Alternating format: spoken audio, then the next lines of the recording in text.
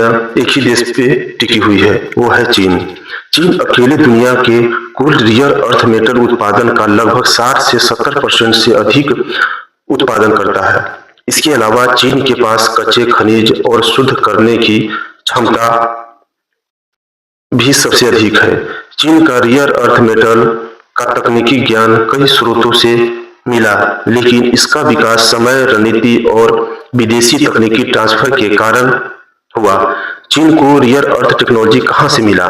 1980 और 1990 के दशक में जब चीन ने विदेशी निवेश यानी फॉरेन डायरेक्ट इन्वेस्ट (एफडीआई) को बढ़ावा देना शुरू किया तो कई अमेरिकी, जापानी और यूरोपीय कंपनियां चीन में आई। इन कंपनियों ने मैन्युफैक्चरिंग यूनिट लगाए और कई बार टेक्नोलॉजी चीन के लोकल पार्टनर को ट्रांसफर किया।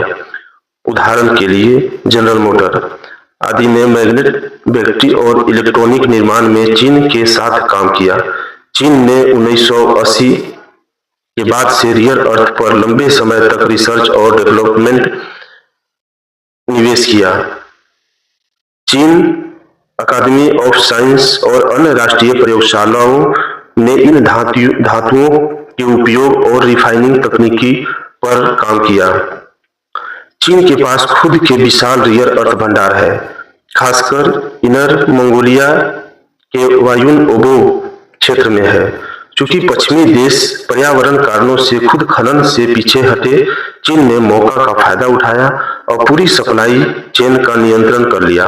खनन से लेकर रिफाइनिंग और मैन्युफैक्चरिंग तक रियर अर्थ का खनन आसान है, लेकिन उन्हें अलग करना और शुद्ध करना बहुत ही जटिल होता है। चीन ने इस प्रक्रिया में सस्ता लेबर, लचीलापन और पर्यावरण नियमों की ढील को फायदा उठाकर तकनीकी बढ़त हासिल की। नतीजा, आज चीन न सिर्फ दुनिया का सबसे बड़ा उत्पादक है, बल्कि इसके पास सबसे उन्नत रियर अर्थ रिफाइनिंग और प्रोसेसिंग तकनीकी भी है। नतीजा, आज चीन न सिर्फ दुनिया का सबसे बड़ा उत्पादक है, बल्कि उसके पास सबसे उन्नत रियर अर्थ रिफाइनिंग और प्रोसेसिंग तकनीकी भी है। रियर अर्थ मेटल का उपयोग किन किन तकनीकों में होता है? रियर अर्थ स्मार्टफोन, कंप्यूटर, टैबलेट, इलेक्ट्रॉनिक वाहन, wind turbine, LED, rechargeable battery, missile, radar,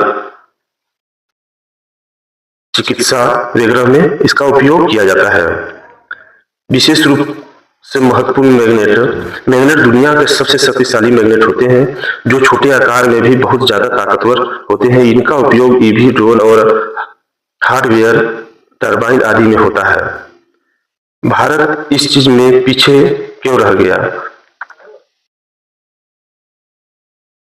Bharat दुर्लभ रेयर अर्थ मेटल के उत्पादन और प्रोसेसिंग में अभी तक चीन जैसे देश की तुलना में पीछे क्यों है? इसका कई कारण है। भंडार तो है, लेकिन प्रोसेसिंग चुनौती है। भारत में रेयर अर्थ मेटल के भंडार है, विशेषकर मोनाजाइट रेत में, जो कि केरल, तमिलनाडु और उड़ीसा के तटीय क्षेत्र में मिलती है। लेकिन इन धातुओं को निकालना और शुद्ध करना तकनीकी रूप से जटिल और महंगा है। इसमें रेडियोधर्मी तत्व है जैसे थोरियम की उपस्थिति होती है, जिससे प्रोसेसिंग और ज्यादा संवेदनशील हो जाती है। चीन की मोनोपोली और सस्ती उत्पादन लागत। चीन का वैश्विक रियर अर्थ एलिमेंट उत्पादन का 80 से 90% हिस्सा संभालता है। वहां यह उद्योग दशकों से विकसित है और सरकारी सब्सिडी और नीति समर्थन भी मजबूत रहा है। भारत को इस प्रतिस्पर्धा में टिकने के लिए बड़े निवेश और टेक्नोलॉजी ट्रांसफर की जरूरत है। तकनीकी विशेषता और रिसर्च की कमी। भारत में इस क्षेत्र में उन्नत शोध संस्थान और मैन्युफैक्चरिंग सुविधा सीमित है। प्रोसेसिंग प्लांट और सप्लाई चेन का।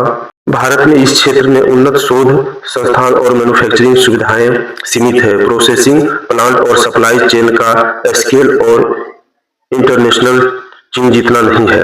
भारत में पर्यावरण मंजूरी, खनन की अनुमति और रेडियोधर्मी सामग्री से जुड़े सुरक्षा नीति बहुत कठोर है, जिसके कारण इस परियोजनाओं को लागू करने में विलंब होता है और निजी क्षेत्र की रुचि कम होती है। इस उद्योग में पूंजी ज्यादा लगता है, जिसके कारण बड़े बड़े कंपनियां इसका जोखिम नहीं उठाना चाहता है। सरकार की पहले हाल में ही शुरू हुई है, जैसे कि भारत सरकार ने क्रिटिकल मिनरल मशीन, लेकिन व्यवहारिक क्रियान्वित अभी शुरुआती दौर में है। वैश्विक आपूर्ति श्रृंखला में सीमित भूमिका। भारत अभी रेयर अर्थ मैग्नेट और कंपोनेंट के मैन्युफैक्चरिंग में अग्रणी नहीं है, जिससे वह केवल कच्चा माल निकालने तक का सीमित रह जाता है। लिमिट जैसे कंपनी अब रिफाइनिंग पर ध्यान दे रही है। भारत ऑस्ट्रेलिया जापान जैसे देश से तकनीकी सहयोग कर रहा है। 2023 में भारत सरकार ने 30 क्रिटिकल मिनरल की सूची जारी की है और 2024 में इसका खनन नीति को सरल बनाने की घोषणा की है।